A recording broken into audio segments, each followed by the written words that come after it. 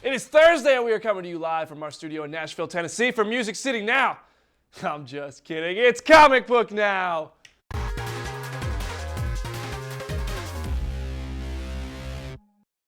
What's up, Comic Book Nation? Welcome to Comic Book Now. It is Thursday. It's almost the end of the week. Happy almost weekend. I'm your host, Brandon Davis. Call me BD. Joined today by Charlie Ridgely. This is the first time we have been live and in the studio in 2 weeks. Yeah. 2 weeks ago was pre-recorded. Last week I was in Las Vegas, which was really cool because we were there for CinemaCon. We went to WonderCon after. That's coming up. And I'm very excited to be back.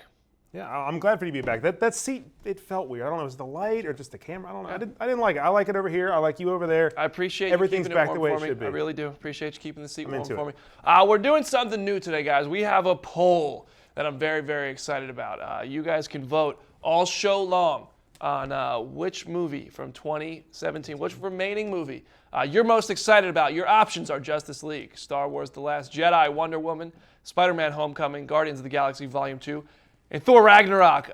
Looks like Justice League is winning by a landslide right now. It's taking off. Here's the thing. Justice League has that like button, so you guys got to pay attention. You got to see that? They're voting. See, the votes are going. There it goes. So very excited. So I want to point something out. It looks like Guardians of the Galaxy Volume 2 said something very offensive about Wonder Woman, and the Spider-Man emoji is really shocked and blown away by the fact that Guardians would say that. I just wanted to point that out. I don't know. Maybe Thor Ragnarok and Wonder Woman got in a breakup. Like she said something mean to him, and she left, and he's upset. And Guardians. There's a whole story you could tell with the emojis, but the story we're going to tell with the emojis is which of these movies is the most anticipated of 2017. My pick, Charlie. My pick, Justice League. I hate agreeing with you because I like to argue, but I gotta go Justice League too. I mean, it's there's too much happening. It's the first time this has ever happened. We've seen all these other characters before. Justice League's brand new, and the trailer crushed it. I mean, it was awesome. I think Justice League, what surprises me the most is that going into this year, the movie I was most excited about was Guardians of the Galaxy Volume 2. Justice League came out with that new trailer recently, and I got to see some footage at CinemaCon, so I have a little bit of an advantage here. I think that the footage and this new trailer for Justice League, especially with Aquaman and what I saw on set and everything, that is putting it first for me. I'm still very, very excited for Guardians of the Galaxy Volume 2, but I think also you have to take Wonder Woman into consideration. We have an exclusive interview with Patty Jenkins coming up, the director, in just a few minutes on the show today. But I think Wonder Woman's been fantastic. I think both of those seem more exciting than Guardians. Maybe it's a curiosity factor because we don't know what to expect. Or maybe Thor Ragnarok gets up there too because Thor Ragnarok looks amazing. So much cool stuff happening with Thor and the Hulk there. I think it's surprising that it's still early in the year that Star Wars isn't a bigger part of this conversation, and that Spider-Man Homecoming isn't up there. But we've had so many Spider-Man movies that it's kind of like, meh. I'm still very excited, but it's not. For the first time, though, one thing we should just be happy about. For the first time, we're looking at all of the superhero movies over the course of a year, and we include Logan in that before the year started, and they all look awesome. Normally, there's one or two that you're like, man, that's probably that can bomb, whatever. Like, all of these movies look great, and so around every corner, every month, like we're gonna be given some kind of gift from the comic book movie industry. I'm really excited. I'm excited. Now, this isn't a question of which one's going to make the most money. I think the answer to that is very simple. Star Wars: The Last Jedi is going to crush. It's going to beat what The Force Awakens did, in my opinion. The Last Jedi is going to have the most money out of all these movies. This is which one are you most looking forward to? Those are all your choices. We want to know, and we will check back in on this poll throughout the show periodically, and we will reveal the winner by the end of the show. The winner, we're going to see it, I guess, eventually. We'll give you a shout out if you voted for that one. Just let us know you voted for it. There's no real prize. And let us know in the comment section. I did mention, though, we went to WonderCon and we had a really good time. That's why I was not in studio last week. It was Las Vegas and Anaheim. A lot of traveling, a lot of fun stuff. But we put together a little package to show you guys who didn't get to experience WonderCon and didn't get to go out to California for it, just to give you a little taste of what this gigantic convention is like. Check it out. What's up, Comicbook.com? BD here at WonderCon in Anaheim, California. There are cosplayers, there are activities, there might even be some celebrities. We're going to try to catch up with all of it right now.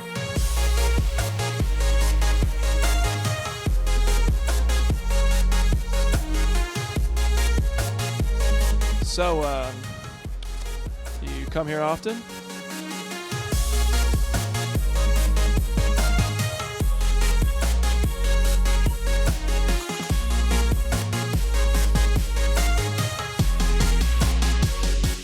If you don't mind your pop figures box being damaged, well, guess what? There's a graveyard here. $5 each. I'm taking home Aquaman. All right, Zeb, tell me a little bit about what's going on here. All right, so we are Doddles. We're out of Combined Locks, Wisconsin, and we're a creative social suite that allows users to create illustrations and then animate them. You can sort of tweak and change out mouths, eyes, hair to really your preference and what you're trying to get for your creation. So then we get to the animation side where you can use bone, that's called bone animation, to really bring your character to life, get them moving, and really express what you're trying to convey within the app.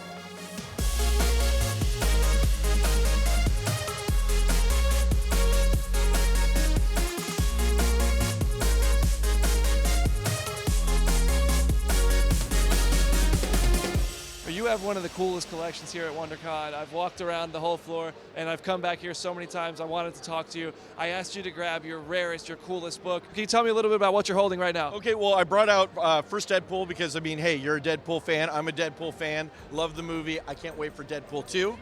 So then that's why we have first appearance of Cable.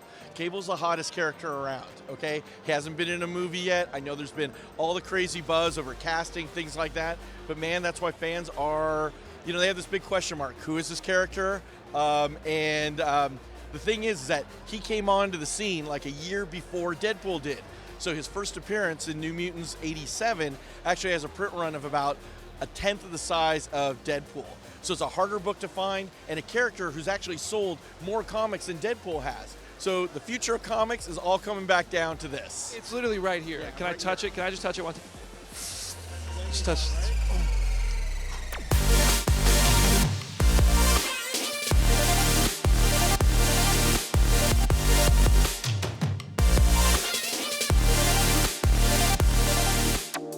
So what are your thoughts on the new Justice League trailer? I'm awesome. I thought Aquaman was pretty cool. He's pretty cool. I think we've got this kind of understanding.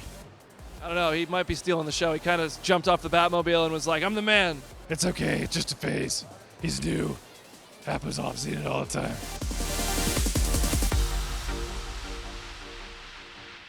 That was my first time at WonderCon. I've done San Diego 3 years in a row now. This year will be my fourth. That was my first WonderCon. I had a really good time. I saw Reese Williams ask, where is WonderCon? It's in Anaheim, California, which is a pretty nice area. I'm not going to lie to you. So let's check in on the poll. Guys, reminder, we have a live poll going, and you can we're going to check in on it as often as we can. Justice League is crushing. Maybe that's because it has the like button. Maybe that's because Justice League looks like an amazing movie. 156 votes, 157, and climbing. Look at that. You guys can vote using the emojis on our live video, and we will check in on this periodically throughout the show, and we will reveal the winner when the show comes to a close. What do you think, Charlie? Who do you think is going to win? I think Justice League's going to win hands down in this. I don't know. Maybe if we switched it up, they went somewhere different. But like button or not, I think that everyone's humped. Star Wars is getting a lot of likes, a lot of hearts. Yeah. So I don't know. We'll see. We got a few minutes left. Can Star Wars left. catch up? Can Star Wars catch up? We'll see. We'll see. We'll see if clowns can catch up. They are scared of It. This is a true story. The remake of Stephen King's 1981 film is anything but funny to these funny guys. Guys, this isn't a joke. This is all from Mel Magazine. 42-year-old Guilford Adams, professional clown, works under the stage name Gilly, said the movie is going to be bad for clowns. 33-year-old clown Nick Kane, a.k.a. Mr. Nick, added, it's ruining our business. Roger Fojas, who has performed under names like Ringmaster Roger and Humpy Pumpy,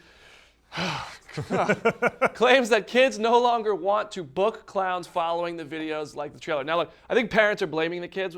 How do you bring somebody named Humpy Pumpy near your kids? He also did mention that Humpy Pumpy, that his Yelp traffic has bombed since the release of the trailer. You're seeing the trailer right here, which was actually terrifying. The trailer in itself kind of scared me.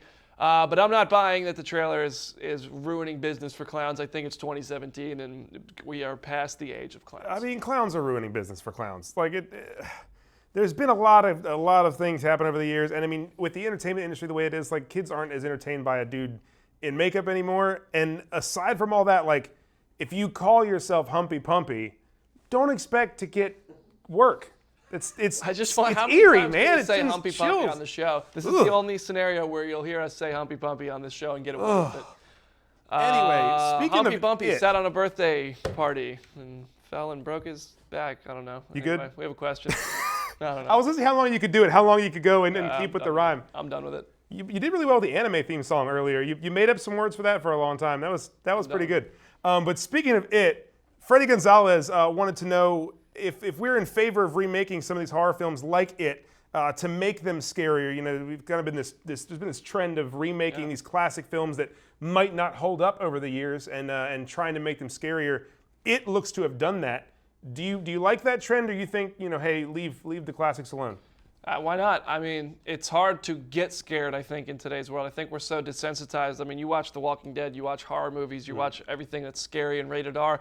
And it's like, we've seen it before, it's not scary. Now we just kind of laugh at it, honestly. It's more, when people get scared, you go to the movies and you end up laughing at it. This movie looks genuinely terrifying. Why not make another scarier version of an already scary, good, entertaining property? I'm not one of those people who's sentimental. If the only thing I'd be mad at is Lost. Don't touch Lost.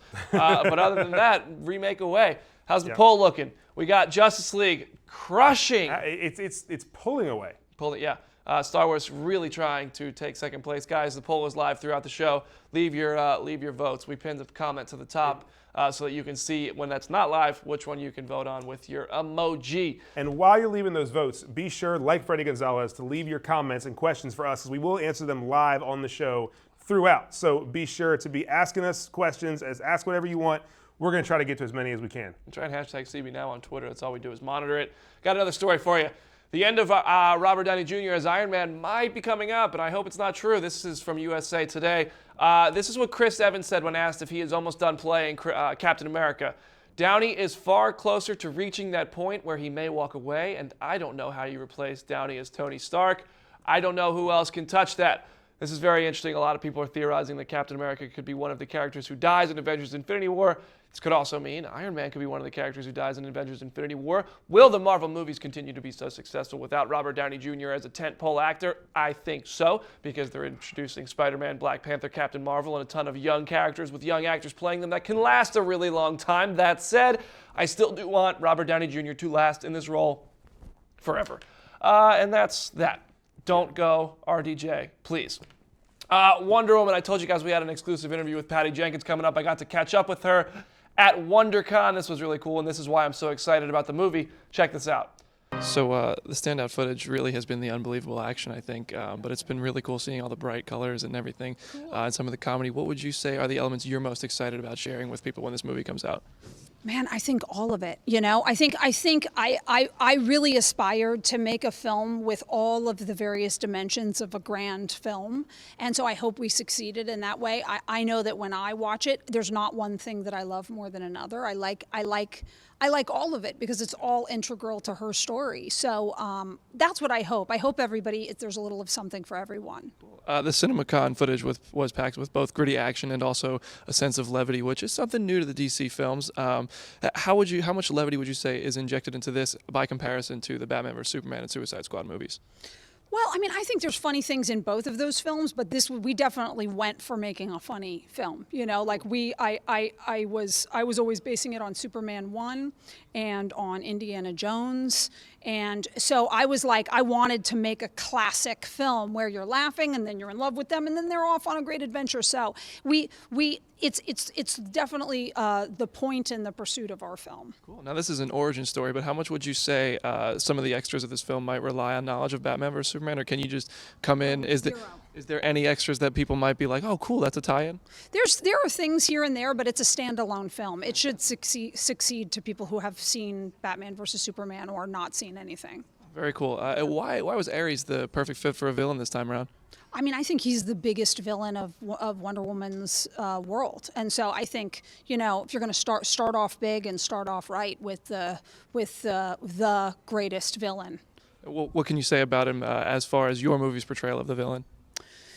I think that it was a great delight to place him in the world in a way where he believes in exactly what a real true Ares does, and what kind of havoc would Ares wreak on this planet and how. And there are some pretty good jobs to put them in for that. Awesome. And now with all the superhero movies now, they all interconnect and everything. I'm wondering, how collaborative were you with Zack Snyder and Jeff Johns, who's overseeing everything? Well, so Zach was very busy making Batman versus Superman simultaneous to me making this. So he was very instrumental in the direction that the film was going to take that ended up leading to my signing on, because I know enough about these worlds now that unless we really have a shared vision, it's going to be 2 years of fighting, and who wants that? So I had a very strong feeling of what kind of Wonder Woman film I'd want to make, and when they found themselves in the position where they realized that's what they wanted to make, and that was great thanks to Zach and to Alan Heinberg and to Jeff Johns and everybody, that it ended up where it did. Then I signed on to it, and then Zach was very busy, but always a great support in every way. But Jeff and I became very close in shepherding that all the way to the end. Very cool. Now my last question for you. I know you did have plans for that Thor movie, and I'm wondering in what ways did your original idea for the Thor movies influence the ideas you got to execute with Wonder Woman? I mean, they're very similar in a lot of ways. It's a lot of the same questions and a lot of the same struggles that I was interested in Thor's story are here. Although in that case, it was a second movie, so it could never have been as pure and as simple of an arc. So I think it was really meant to be that I ended up doing this one, which I had always wanted to do anyway. And I got to do it in a kind of bigger and purer arc rather than putting it in that other story. Right. Yeah. I'll tell you something. I got to talk to Patty Jenkins twice in the past week. And every time, and she's just going, it's a press line, so she's talking to everybody. It's a long day of press. I mean, press looks glamorous, but these actors and these directors, they're having a long day of talking to press, and they're saying the same things. They're getting asked the same questions. Patty Jenkins was an absolute treat both times. I mean, she is so excited. She's so enthusiastic about Wonder Woman, which only sells me more on this film. Speaking of which, I want to see how the anticipation of Wonder Woman is looking in our poll. Whoa, guys, how about a little love for Wonder Woman? You got to use the angry emoji if you want to vote for Wonder Woman. Only 27 votes. It's in second to last. Second to last. I don't know, guys. I don't agree with that, but there's some pretty good titles on there. A lot of I want to see that adjusted, though. I want to see some votes for Wonder Woman. And now a little change of topic. We're going to talk wrestling for a second. I saw Roberto Garcia say, "I missed you at WrestleMania, Roberto. I missed you. I wish I could have been there. It was the night of the Walking Dead finale. I had work to do." But WrestleMania was just this past weekend. It was the end of an era for The Undertaker, but it was only the beginning of an era for Comicbook.com's Over the Ropes team, Brandon Ganetz and Tori Yates-Orr, who I hope you guys start seeing a lot of here on this show. They had an absolute blast at Axxess. Check this out. What's up, Comic Book Nation? It's the Ultimate Tourier and Brandon the Nighthawk Ganetz, and we are here at WrestleMania Axxess checking out everything. It's amazing, guys. WrestleMania weekend, WrestleMania 33 in Orlando. Let's go see all the cool stuff that's going on. How do I move like a New Day member? So you just gotta get that hip rotation in there. You gotta have a serious face and then roll the shoulders back. Add that clap. Because New Day rocks. New Day rocks.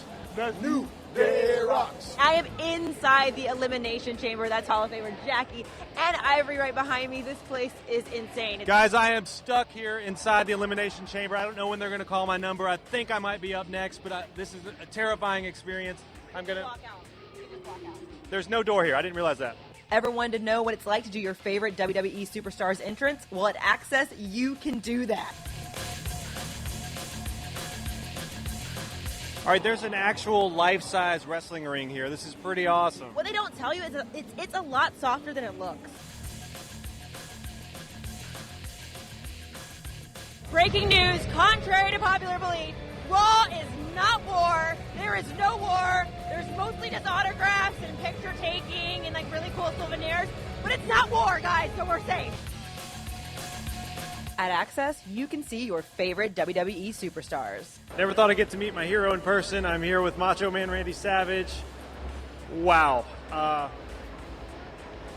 And oh yeah, there's also wrestling.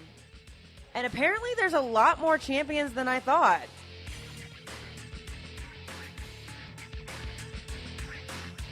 Hey guys, we're here at the Kurt Angle exhibit, and it smells a lot like milk. It's true. Yeah, it's damn true. Really cool robe here. All the details. Not really sure who wore it. Really no way to tell. There's no label, but very cool. Very cool. Woo! Woo! Woo! Woo! That's it for us from Axxess. We came, we saw, we hugged it out. We'll see you at WrestleMania. I am 100% convinced that nobody had more fun last weekend than Brandon and Tori. Yeah, I would not argue with you at all. I think the fact that they had to come back and get in the office was just like vacation over. Like they were working at WrestleMania. Now I'm glad they had a really good time. I looked like a lot of fun. And like I said, that was the same night of The Walking Dead. So I didn't get to watch WrestleMania live. I was here for The Walking Dead. It's 99th episode, I'd like to point out. Season 7 finale, which I thought was fantastic, by the way. But episode 1 of season 8 is episode 100 of The Walking Dead as an entire series. And at PaleyFest, I got to catch up with some of the cast and crew and ask them what 100 episodes means to them as a part of this show. Season 8 premiere is 100 episodes. It's amazing to get this far in television. You guys are doing such a great job of keeping people interested. How do you guys plan ahead for the 100th episode? What do you guys have in store? What can you say about what you have in store? The way we plan ahead is to live in abject terror and anxiety. It isn't about necessarily planning the 100th episode. It's sort of planning the next 100 episodes. And in a lot of ways, we've planned out this show into, many seasons from now. The comic book affords us that.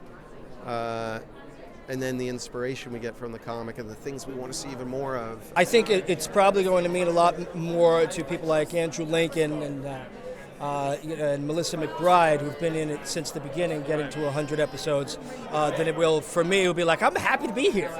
I'm still here. I'm along for the ride at this point. Well, the writers keep it interesting. I mean, Carol's transitioning. She surprises me all the time. Yeah. I think just it's very creative. It's a good team and new ways to kill walkers all the time. I think they're just clever and creative, and being a part of something that is going into its 8th season and 100th episode, I never would have imagined that I would be a part of anything like this. So it's very, very cool. What I'm hoping for the season premiere to be next year is the kickoff of the next 100 episodes. The promise of more story and another future, and every 8 episodes we try to reinvent ourselves, and we're going to try and do it again in a way that's very pronounced, and I hope people dig it. It is going to be a long off season, guys. If you're wondering when season 8 starts, I'll tell you probably either October 14th or 21st. When will they announce the date? It'll be San Diego Comic-Con, which is also when we're going to get our first trailer and first look at season 8. Fear the Walking Dead in the meantime, June 4th. So something to tide you over. But let's check the status of our poll. This is the first time we've done a live poll here on Comic Book Now. I want to see who the folks at home are voting for, which movie they think is the most anticipated. Oh, wow. Justice League still running away with it. I'm telling you, it has the advantage of being Justice League and having the like button. Wonder Woman made a jump. I appreciate that, guys at home, guys, girls. So Thor Ragnarok is in last place. Hard fall to last place for Thor Ragnarok. It is not worthy. We can't pick it up. Ooh, I see what you did there. Anyway, we're going to check in on the poll one more time before the show's over to see who wins. Charlie, I'll make a bet with you that Justice League wins it. You want to bet a Triple X tattoo? I think I'm okay. I think I'm good this time. Well, maybe next time. Maybe but this is my favorite part of the show. Questions, comments, concerns. You can leave them on Twitter using #CBNow. You can leave them in the comment section right now because we're live. Let's see. Charlie, what are we talking about? First of all, we had a question about your Fear the Walking Dead reference you just made. Will Fear the Walking Dead ever do a crossover with The Walking Dead? Maybe for episode 100. That was from Roberto Garcia. Absolutely not. It's not going to happen. I don't think so either. The thing is, Fear the Walking Dead is a fraction of the viewers. Nobody really not nobody. Only 4 million people know these characters, which is a lot of people. But over 10 million know The Walking Dead on a bad weekend. And also, The Walking Dead is years ahead of Fear the Walking Dead. And although season 7 took place in the course of maybe 2 weeks, they have no plans for it. It's not going to happen anytime soon. Unless there's some kind of big time, it's not going to happen. It's not going to happen. All right, Jordan Evans wants to know, he tweeted us, #CBNow, and asked, can we expect to see a sort of family reunion in a future Batman movie now that Nightwing and Batgirl movies are both confirmed? Man, I think that would be so cool. Yeah.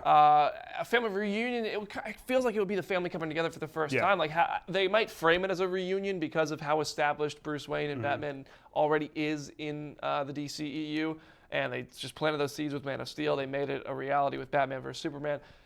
I think it would be fantastic to see him with Dick, Damian, and Batgirl and everybody, but I think it's going to happen. I don't know if Ben Affleck's going to be around long enough. That's my worry too. I think we will definitely see the rest of the Bat family together at some point. And I think that they will try to work these characters in a little bit to the Batman just so they can pass the torch along when Ben Affleck leaves. But that's going to be a small moment. It's going to be that one fight, that one scene, like at the end of BVS when the Trinity came together for the first time. It wasn't the focal point of the movie. It was that one big epic scene, and that's what happened in Batman. Maybe you get like some legacy stories. You get some legacy stories with the kids. Well, speaking of that, if you didn't know, Nightwing is getting made by Chris McKay. Batgirl was just announced last week, right before we did the show, and Joss Whedon's going to be directing that. Right. So a lot of people asked last week, and Chuck Massey Jr. asked it very plainly, Batgirl? As in, who's going to play Batgirl? Who do you think should be? Maybe he's asking who Batgirl is. Maybe Chuck is saying it's just he's just saying Batgirl. Who's that? Well, I don't know. Who's playing? Come on. We know who I think should play Batgirl. I have the perfect candidate. Don't. You Please, guys. please. I'm gonna give you. Don't. Scott Eastwood for Batgirl. Why not? Well, come on. Throw a wig on there. There's nothing Scott Eastwood can't. No. Okay. In reality, yes, I love Scott Eastwood. He should do it. But second choice. This might be controversial because I don't think she really fits the tone of the DCEU, but the tone of the DCEU is shifting. Emma Stone.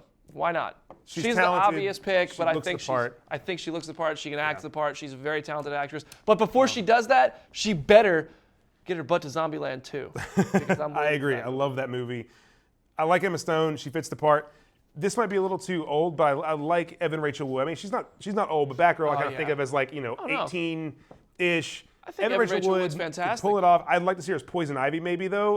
I want her here. I want her somewhere in a superhero movie. Yeah. She's fantastic. And if you don't know who Evan Rachel Wood is, she's Dolores on Westworld. Yeah, she's there's our poll. What is it looking like? We have Justice League still winning. Star Wars closing in on 100 votes. Yeah. Wonder Woman has moved into 4th place. Guardians is in 3rd. Guys, you can click the emoji and you get to vote for which of those movies is the most anticipated of 2017. My pick, Justice League, because of those trailers. But when December comes around, I'll probably be like, Justice League who? Star Wars comes out next week. So it's still April. Yeah. But I'm excited for Justice League. Couple more questions. All right, well, let's see. You have a fan in here. James Merrill said he met you at WonderCon at the Comic-Con booth. That did happen, James Merrill. I was, so at WonderCon there was a real quick clip of it in that little montage we did of WonderCon, where you could go to the Comic-Con HQ booth and take a little piece of green screen and slide it down your body, and it would unveil your superhero alter ego. That's awesome. And I walked in there, and James was in line, and he was like, "BD, I love Comic Book Now." James, I love you. Okay. Thanks for being here, James. Thank you for being a friend. Traveled down the road and back again. Your heart is true. You're a pal and a confidant. I love Golden Girls. Same. All right. So Roberto Culverd was asking, when we were talking about Walking Dead, wanted to know if you think that maybe Negan is going to break Rick's leg in this upcoming season. If you remember from the comics, they get into a huge fight during the All-Out War, and Negan just puts him down and really kind of messes him up going forward. Do you think we're going to see that? Yeah, absolutely.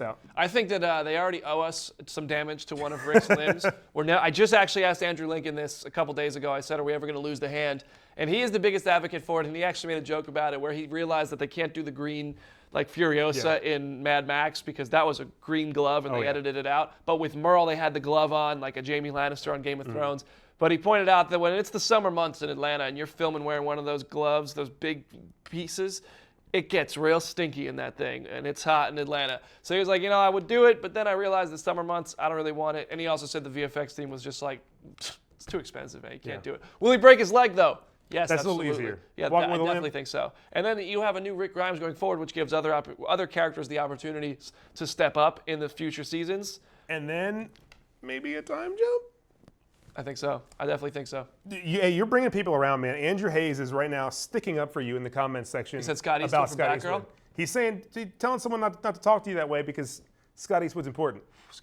Andrew Hayes is coming a long way. Andrew Hayes, actually, his Twitter picture says # not Scott Eastwood. Andy, we appreciate you. Let's get one more question before we wrap up the show. Speaking of Andrew Hayes, he had a great question I was saving here for the end of the show. Talking about RDJ, Robert Downey Jr. as Iron Man. Do you think RDJ might carry on in more of a Nick Fury type of role, kind of like what he's doing in Spider-Man, more than a full-on Iron Man? Well, that's a good question. That's a really good question because in the comics, Tony Stark actually becomes director of S.H.I.E.L.D. for a while, and right now, obviously, Nick Fury is not director of S.H.I.E.L.D. in the Marvel Cinematic Universe. A lot of people still think him dead, right? Right. He was last seen in Age of Ultron hiding out. He popped up at Hawkeye's basement, I guess. But I could totally see Robert Downey Jr. shifting into a director of S.H.I.E.L.D. role, but also at the same time, I think if he wants to be done, he's done, because it's not that the role of Iron Man is a physically demanding role, just like the Wolverine was for Hugh Jackman. He doesn't have to do all this crazy superhero training to play Iron Man. He stands in a room with a green screen behind him, and when Iron Man is fighting, it's just a close up on his face, and he's just like, oh, I'm Iron Man. The guy has to stay in shape. I mean, because you do see him often. So there is work to get, but it isn't like Hugh Jackman. You're saying that as though if Robert Downey Jr. stops being Iron Man, he's just going to start eating In-N-Out Burger every weekend and give up on Hollywood completely.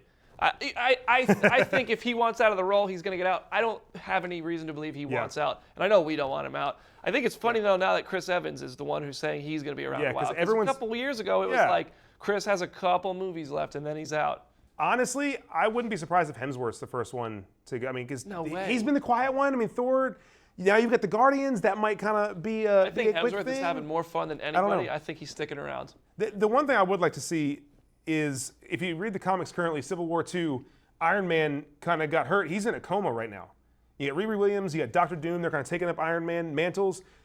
Tony Stark's just kind of chilling out. Maybe put Tony Stark in a coma and just let Robert Downey Jr. go do his thing, and then like years later, all of a sudden, out of nowhere, you bring in gray-haired Tony Stark, and then it's like the biggest comeback moment ever. Recast at that point. I don't know. That'd be crazy. But that's a good way to recast. But we'll see. I hope it doesn't go anywhere. He's got me into all this, all these movies and whatnot. Let's check the results of our poll before we wrap up the show. It looks like Justice League is our winner. Round of applause for Justice League. Golf clap, golf clap. Woo! Star Wars taking second place. I want to say, do you think Justice League? Yeah, there's our applause. We hear the crowd going wild. The Comic Book Nation going crazy in the background. Justice League wins it by triple the amounts of Star Wars, with second place just over 100. That's interesting that Justice League crushed that hard. I thought Guardians would have a better shot. I mean, Guardians we've seen, as awesome as this movie's going to be, like we've seen Guardians already. How is Thor Ragnarok in last place? And we've seen 37 Guardians The biggest surprise is that Thor Ragnarok is in last place. Do you guys not care about Thor Ragnarok? I think everybody does, but we haven't seen footage. Like no one knows what to expect yet. They showed footage at CinemaCon. It was really cool. And that's all we have time for today, guys. We will be back next week. Charlie's going to be mad that I saw footage for Thor in the meantime. But on behalf of Charlie Ridgely and all of Comic Book Nation, I'm Brandon Davis. Thank you so much for watching. We'll see you next week.